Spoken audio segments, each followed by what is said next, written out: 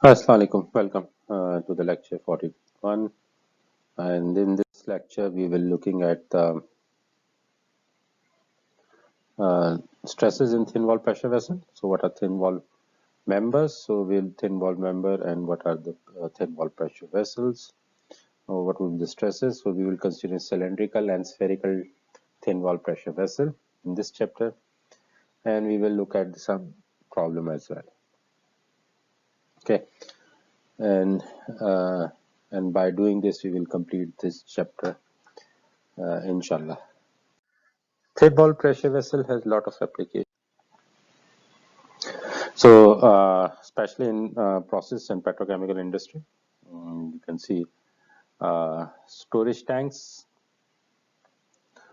and you are interested what is the stresses due to internal pressure, and obviously you will fabricate using some joint method, welding method, or maybe some bolt method. So, what will be the stresses on that?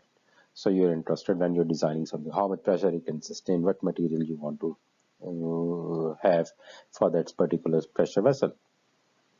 It can be a boilers or this in petrochemical industry you will find these type of distillation towers, that is also pressure vessels, and the pressure can be due to liquid or gas or fluid pressure. And the other type of, you will find those spherical tanks. Those spherical tanks are used to store gases, and why they are used to store gases we will see, uh, and what is the edge of using spherical tanks as compared to cylindrical tank, we will see. So another common example is your CNG tank in your car, that is also cylindrical thin wall pressure vessel. Even your soda can is also thin wall pressure vessel. So what is thin wall? So usually in solid mechanics or mechanics of solids, we take a thin wall when the ratio of the dimension, let's suppose in this case internal radius by t is equal to or greater than 10. So if this is the ratio, then we call it thin wall pressure vessel. So we can assume that in thin wall pressure vessel, so the stresses along the thickness is zero, and also on the surface on this direction is also zero. So this surface we call it free surface. There is no stresses. The only stresses acting on the uh, uh, in plane direction, this plane direction on these surfaces, and usually the stress distribution is linear or uniform depending on the application.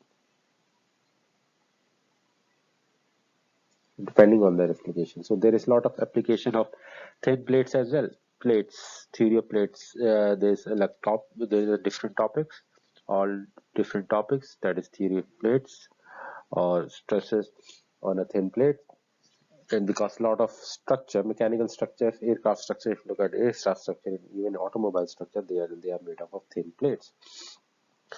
So over there, the stresses can be linear or uniform distribution, and the stresses along the thickness and on the top and bottom surface are approximately zero. So and this approximation is well enough when the error are very small. So when we're designing something, so we can use take care of those error as well. Okay, but if this ratio is less than 10, then it become a thick wall, and thick wall cylinders we will discuss in next course, mechanics of solid 2. So in this course we are only considering thin wall pressure vessel, and this we will do with the approximate solution, and this gives us a fair enough idea. Okay, let's see. Suppose we have a cylindrical pressure vessel, and on cylindrical pressure vessel we have some marking, and since this marking is that these sides are parallel to this side, and we have a square marking, Now, when we put internal pressure to this vessel, so this will expand, and this will expand in longitudinal direction as well as in circumferential direction, or we can call it hoops direction as well. So in circumferential direction, and this will not distort this element, means there will be no shear stress. Now, but if we change the orientation, if we rotate that orientation, then it will deform into rhombus, and that then we have a shear stresses. But on this current orientation as shown over here, so there is no distortion, but it will deform into rectangle. Okay, now this means there will be stress, normal stress in circumferential direction, and we call it hoop stress, and there will be normal stress in longitudinal direction, we call it longitudinal stress. Now, how to find the value of stresses? Then with the approximate solution. So let's cut this cylinder like this with two cutting plane perpendicular to the parallel to the this YZ plane, two cutting plane. We are using one plane over here, two plane over second plane, and we are using this small region. And let's know this dimension is delta x. And we take another cutting plane and we pass through, and that cutting plane is lie on y-x plane, and we cut it this cylinder, and after cutting that we have this remaining portion. Now as we know that the cylinder is trying to expand in the circumferential direction, means there must be some internal force resisting that expansion, and we call it sigma 1 dA. That is related to sigma 1 is a hoop stress, and dA, if we multiply it, we get the area, and that must be balanced by this force that is caused by internal pressure. And we take this projected rectangular area because we are doing approximation for thin wall cylinder, and that approximation will give us a good result with minimum error. Now, if I want to write the sum of forces in z direction is equal to 0, so that will equal to sigma 1. So we have 2 times T dx. T is the thickness, delta x we have this dimension. Why 2 times? So we have one area over here on the top and one at the bottom. So that will become 2 times T delta x minus P, and this area. This area is what? R plus R2R into delta x. So they give me this area. So that will become P2R delta x. Now, if we simplify it, we get sigma 1 is equal to PR by T. So that is my hoop stress in cylindrical pressure vessel subjected to internal pressure. How about longitudinal stress? So now what we're doing, we're taking a cutting plane, and that cutting plane is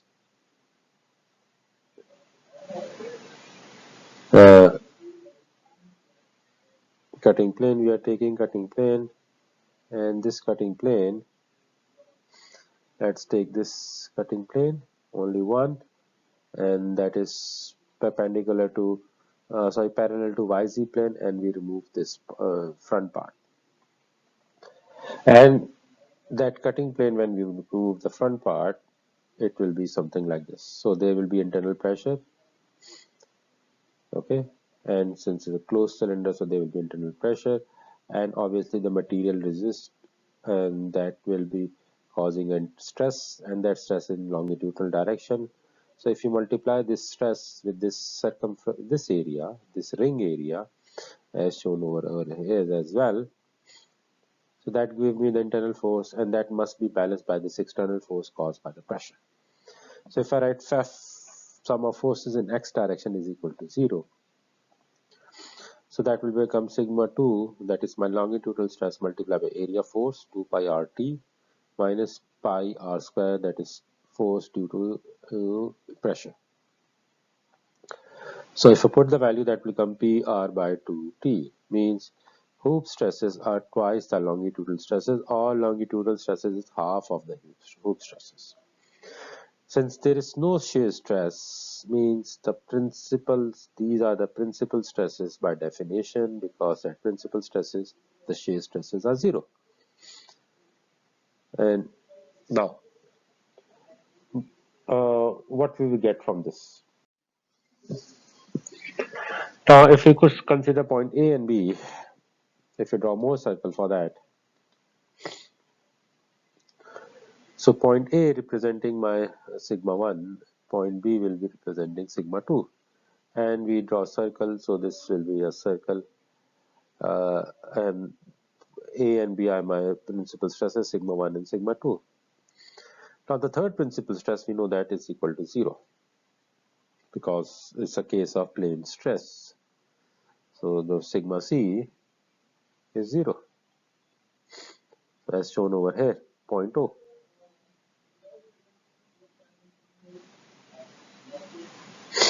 Okay, now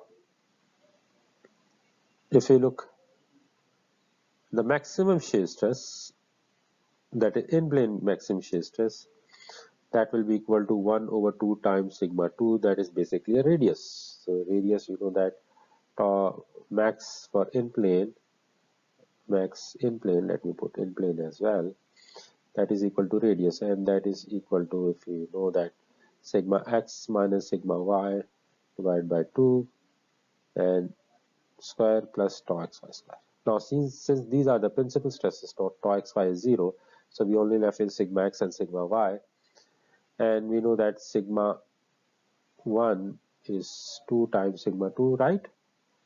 So we can, if you put the value, so this will become 2 times sigma 2 minus sigma 2 divided by 2 square under root. So this will cancel. So we only left with sigma 2 by 2. And we know that sigma 2 is PR by 2T. So multiply by 2, that becomes PR by 4T. Means the maximum in plane shear stress is half of the longitudinal stress. But this is not the complete picture, because the third principal stress is 0, so there will be two other circles as well.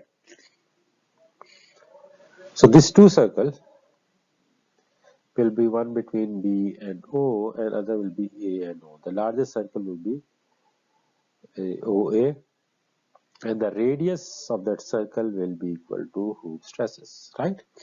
That is equal to B. So maximum out of plane shearing stress correspond to the 45 rotation of the plane stress element around longitudinal axis. So when we rotate the element along longitudinal axis, that is with respect to sigma 2 axis, so over there we have maximum shear stress. Means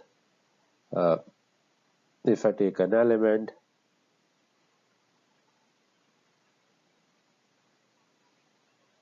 so this is my sigma 1, sorry, sigma 2, this is my sigma 1, and over here my sigma C.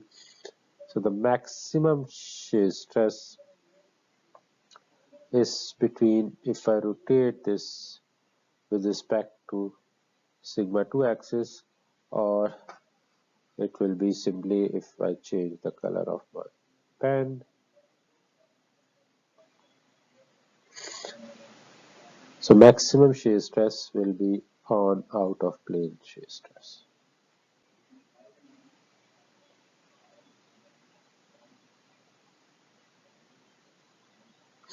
So when we are rotating about this axis. No, sorry, not this one. Let me remove.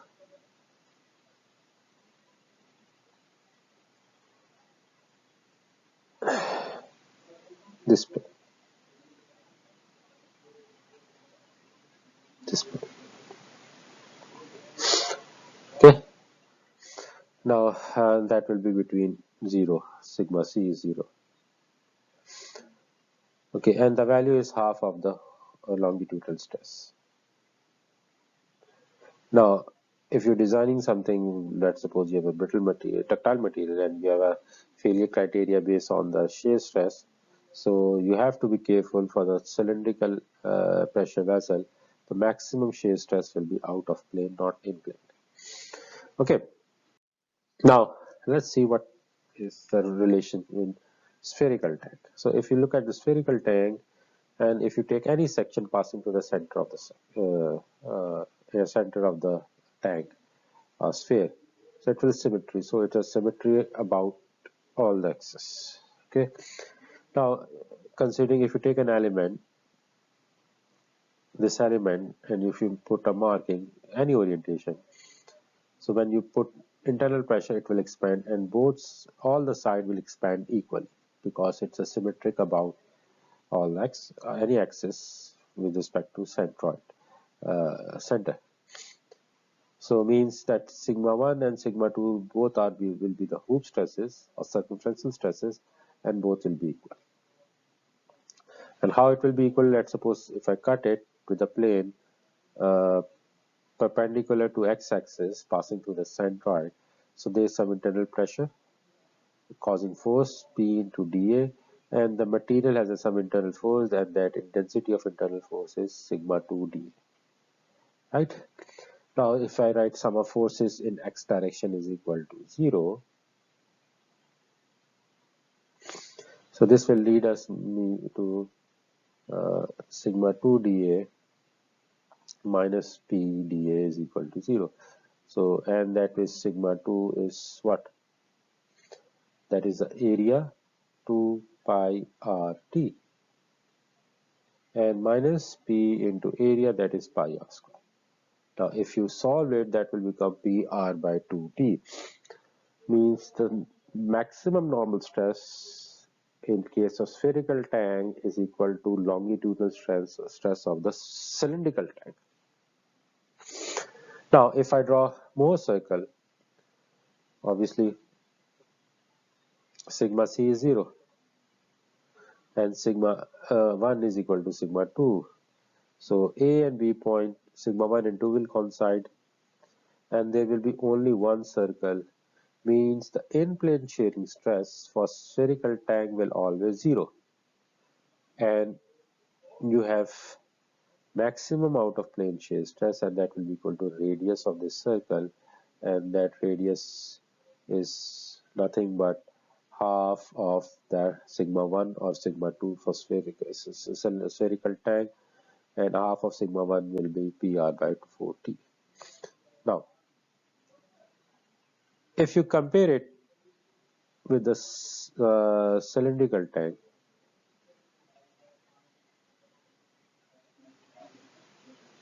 so tau max out of plane was equal to PR by 2T. Now, if you compare both the relationship for the same pressure, for the same radius, and for the same thickness, you can put more pressure on spherical tank as compared to cylindrical tank. Now, if you know that the gases are stored, and you measure in how much pressure you can store. For example, when you go to CNG station, so you will always check what is the pressure. So high pressure means more gas you can store. So in order to store gases, so for the same radius and for the same thickness, you can more gas in a tank, because the max shear stresses are half as compared to cylindrical. So that's why the spherical tank has advantages to store gases as compared to cylindrical tank. But spherical tanks are difficult to manufacture. So if you go for the daily application, you will find cylindrical tank for the gas storage. But if you look at the petrochemical plant, or you can say on any gas storage plant or gas plant dealing the gas, you will find the spherical tank over there. Even if you look at the ships that carry the LNG, natural gas, they also made spherical tanks. Okay, so these are the relationship, and let's see some problems related to these cylindrical tanks and spherical tanks. Okay, now let's see this problem. Problem number 7.101. So we have spherical tank with the outer diameter of 750 millimeters. So outer diameter is known, that is 750 millimeter. So minus outer radius, we can write that is 375 millimeter. Is to be fabricated from steel having ultimate stress of 400 megapascal. Knowing that the factor of safety is 4, or 4 is desired that the grade pressure can be reached to 4.2 megapascal. So determine the smallest thickness that should be used. So thickness, we have to find how much thickness we have to use. Now, since it's a spherical tank, so sigma 1 and sigma hoop stresses, they will be only hoop stresses, no longitudinal stresses. So sigma 1 will be PR by 2T. And that should be the maximum normal stress. And since we know that the allowable stress will be sigma u divided by factor of safety, because you have to consider factor of safety as well.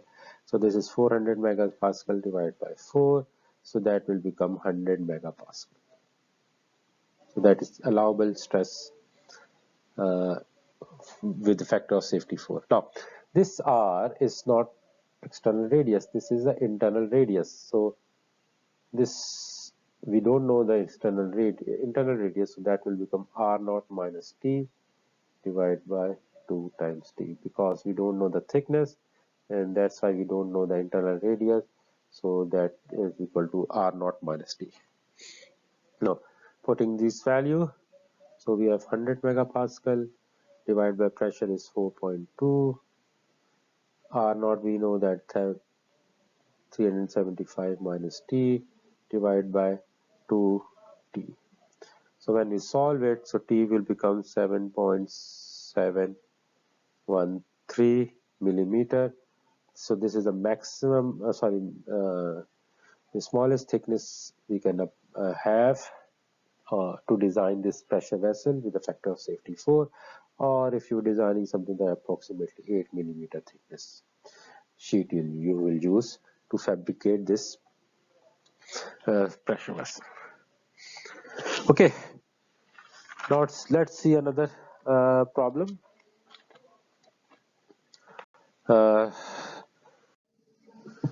Okay, let's see this problem. Problem number 7.114.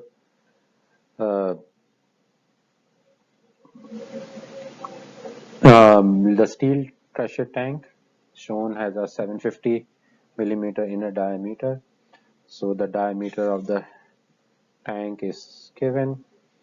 So inner diameter, so D is equal to 750 millimeter.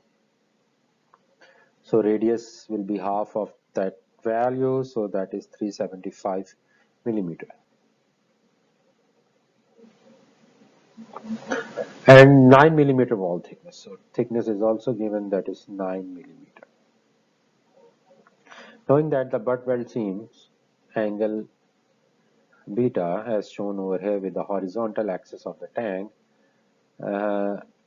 and that the gauge pressure of the tank is 1.5 megapascal. So, and the welded is on with the angle of 50 degree with the horizontal axis of the tank. It is joined with the multiple plates with some at the angle. The determine the normal stress perpendicular to the weld.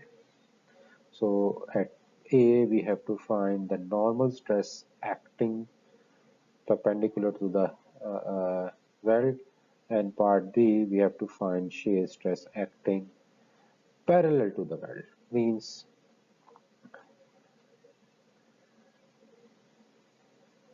so, and I have to find the shear stress and normal stress sigma W, TW. So first I have to find the longitudinal stress and the Hooth stress on the cylindrical tank. So let me take sigma 1 as a Hooth stress, sigma 2 as a longitudinal stress. So Hooth stresses I am taking as a sigma 1 and longitudinal stress I am taking as a sigma 2. Okay, then I will transform to the desired orientation to find the normal stress and the that with respect to weld and the shear stress parallel to the weld. Okay, so first let me write the Hooth stress sigma 1 I have to find. So that is P R by T, 1.5 megapascal. R is 375 and T is 9. So sigma 1 will be 62.5 megapascal.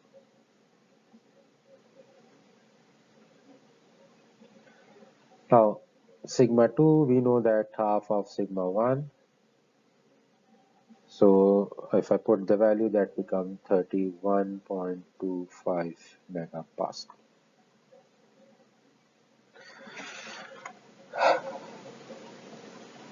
31.25.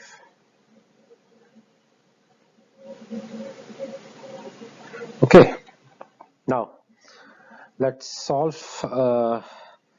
Let's draw Morse circle, and we will solve according to Morse circle. For that, we need to find the average stress. Sigma average in this case will be sigma 1 plus sigma 2 divided by 2, adding both of the principal stresses and divide by 2. So if we find that become 46.87 megapascal.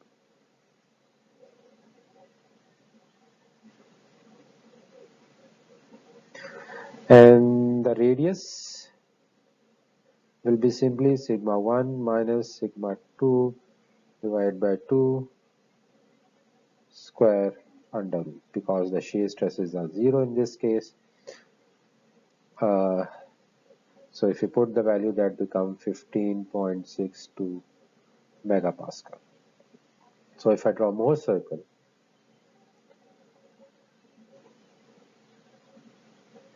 so this is my sigma axis, this is my tau axis.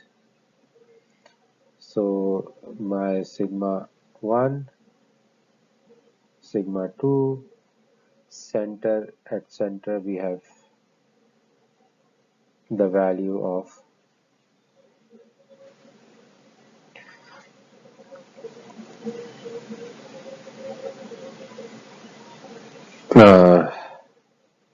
sigma average. This is my average center. Okay, now I want to find what will be the angle, normal stress and shear stress with respect to this beta. So what I will do, I will draw a line. If I rotate counterclockwise, clockwise direction, so this on Morse circle it will be 2 beta or 100 degree. Okay, now this point will give me sigma w and tau w. So if I want to write, so what I need this location. So that is sigma average minus r, that radius, into cos theta. And let me put this is angle theta. And so the value, this value will be tau w is equal to r times sine theta. Okay. So let's find these values. So let me write over here part A. So sigma w will be sigma average minus r cos theta. Theta will be 100 degree. Okay, sigma W will be equal to sigma average, we already calculated, 46.87 minus radius 15.62 into cos 100. So if you put the value, sigma W is equal to 44.16 megapascal.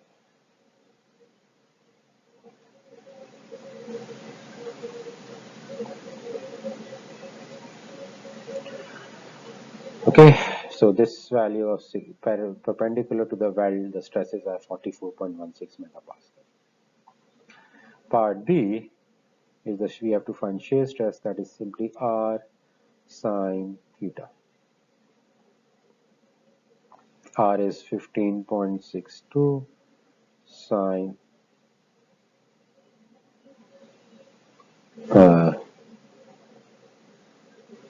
sine 100. So that will be equal to tau W, putting the value. So that will be roughly equal to 15.38 megapascal. So these are the stresses normal to and normal and shear to the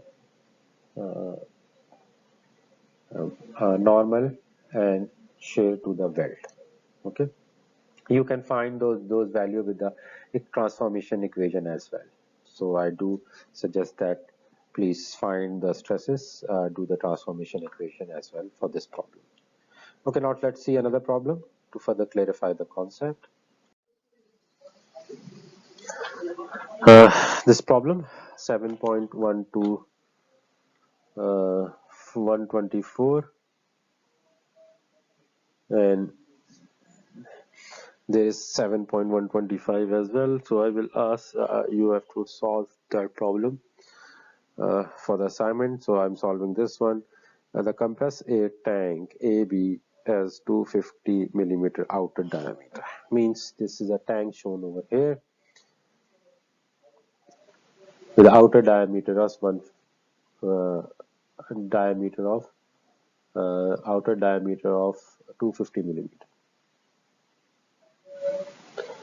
Okay, and the wall thickness is 8 millimeter. It is fitted with a collar by which 40 kilonewton force is applied. So it's fitted with a collar, and where there's a force of 40 kilonewton parallel to x-axis is applied on that point B and horizontal line. Knowing that the gauge pressure inside is 5 megapascal, so gauge pressure is given, that is 5 megapascal. Determine the maximum normal stress and the maximum shearing stress at point K. So we have to find what is the maximum normal stress and shearing stress at point K. Okay. Now in this case we have let's see what information we have. So we know that outer diameter is given, so D naught, that is 250 millimeter, and we know the thickness, that is 8 millimeter, and the force of 40 kilonewton is acting, and the pressure is 5 megapascal,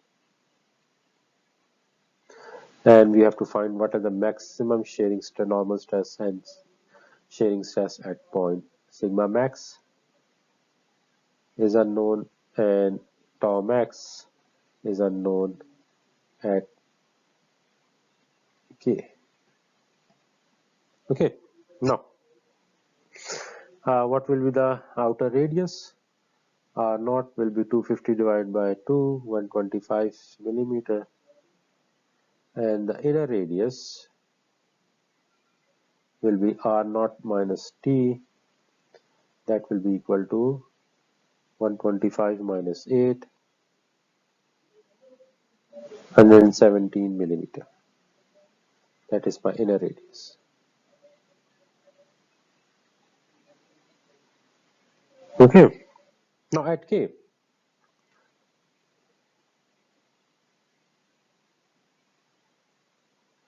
So if I take this element, okay, now at K, there will be a longitudinal stresses due to internal pressure, and there will be a hoop stresses due to internal pressure as well. So let me write this is the hoop stress and this is my longitudinal stress, right? What else? So that load P will cause, if I take this section, that is point K over here, and that is lying on the z-axis, and this is my x-axis, this is my y-axis and z-axis. So we have stresses due to internal pressure. Now what else? So that load P is causing what moment about z-axis,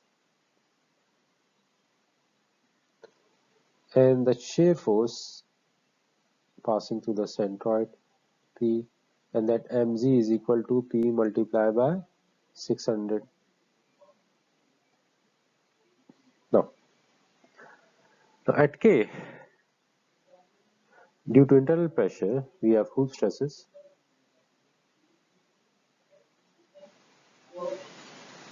and we have longitudinal stresses, that is internal pressure.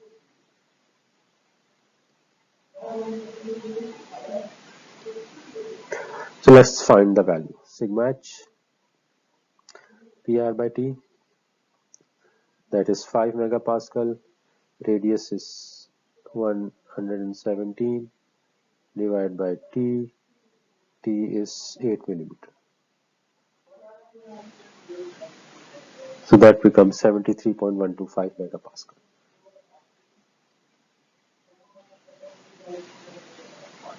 Now sigma longitudinal is half of the sigma longitudinal is half of the sigma h by 2, so that will become 36.5625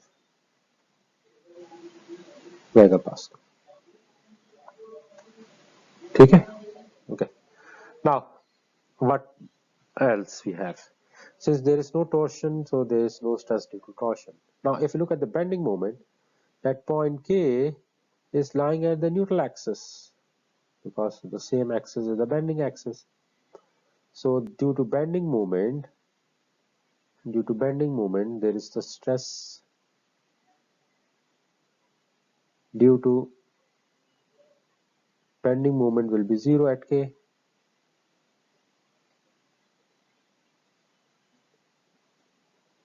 But if we're talking about L point, so it is lying over here, so that bending stresses cannot be 0. But the shear stress due to transverse load will not be equal to 0. That we have to find.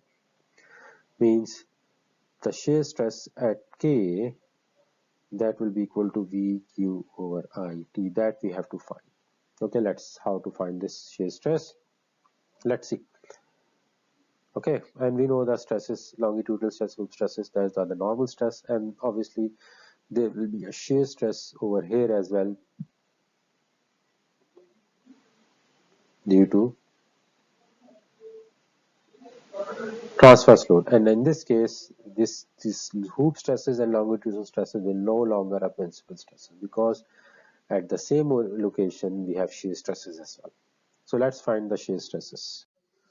Now, in order to find shear stresses, so if I take a section, this is a circular section, let's suppose this is point K, and we are interested what is the shear stress over on this region. So we have to calculate Q for this whole region, this shaded region, and the thickness accordingly. So T is equal to VQ over IT. Now Q, and we know that V is 40 kilonewton, I we can find, and Q will be find. So Q for this half circle will be equal to, you can check, 2 by 3, the formula is R naught cube minus R inner cube. So this is the formula for Q. So 2 by 3, putting the value, So 0.125 cube minus 0.117 cube. So Q for this region will become, when we solve it, 2.3466 10 to power minus 4 meter cube.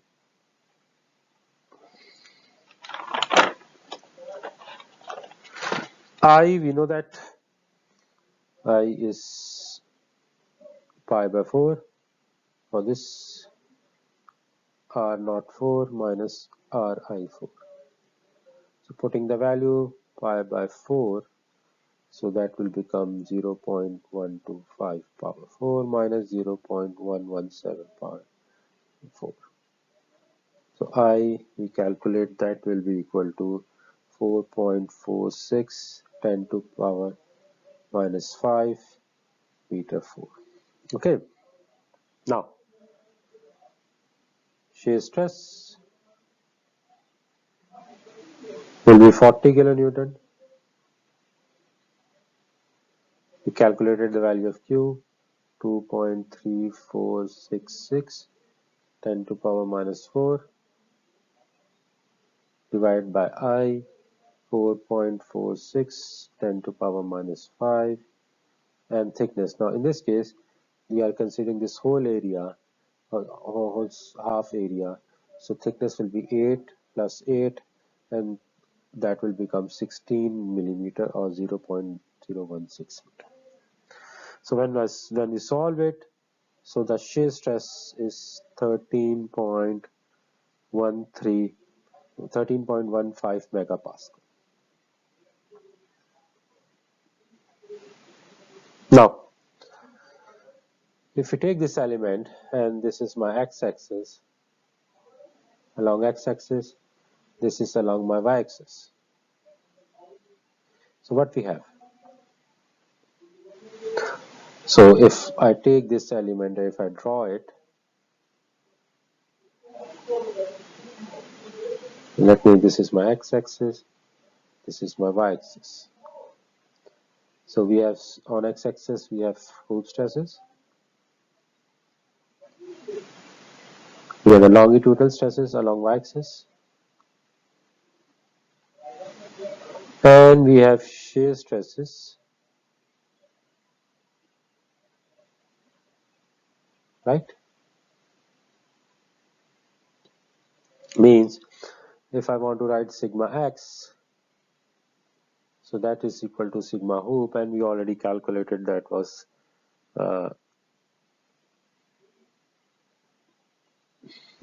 equal to 73.125 megapascal.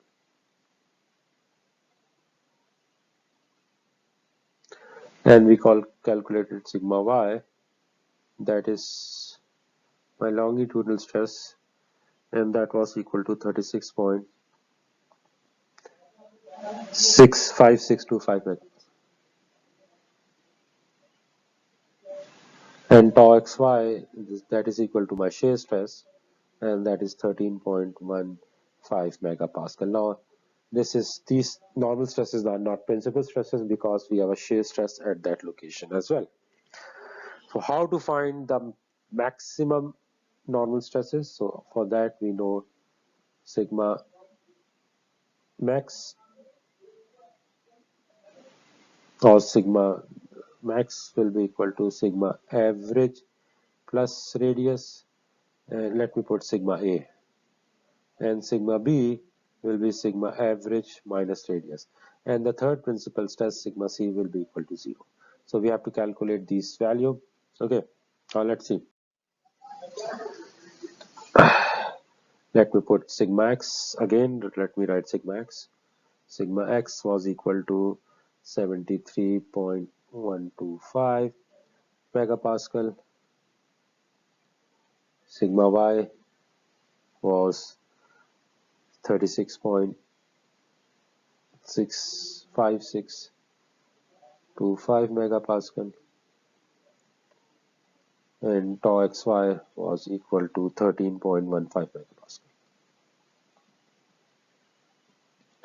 So sigma A, B, let me put it like this, sigma average plus minus radius, and sigma average we know that sigma x plus sigma y divided by 2 plus minus under root sigma x minus sigma y divided by 2 square plus tau xy square.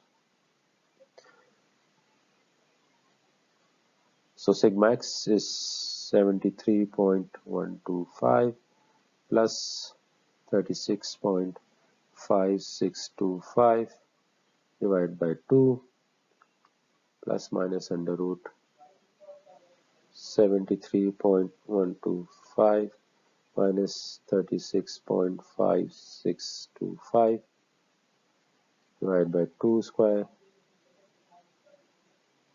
plus tau xy 13.15 square. So what we have? So we have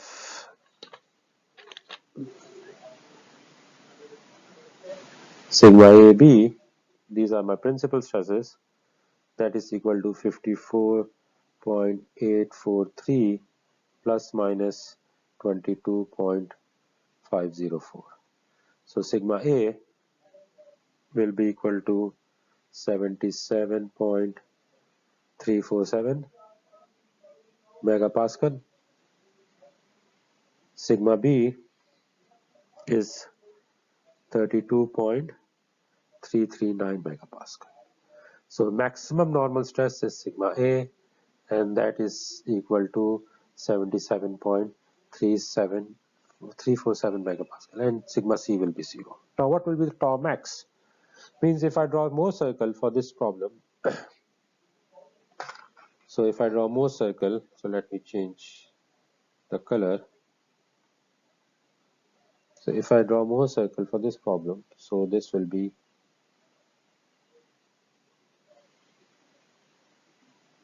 so we have sigma A and sigma B. So where sigma C is 0. So if I draw more circle, so A and B both are same in nature, so the maximum in plane shear stress will not be maximum for the system. So the maximum in plane shear stress, so there will be two circles as well. So between sigma B and sigma C, and there will be a between sigma A and sigma C, that is 0. So in this case, tau max will be out of plane. 1 by 2 we can write sigma max minus sigma minimum. So tau max we can write 1 over 2, and the value is 77.347 minus 0 because minimum is 0. So tau max will be equal to 38.6735 megapascal.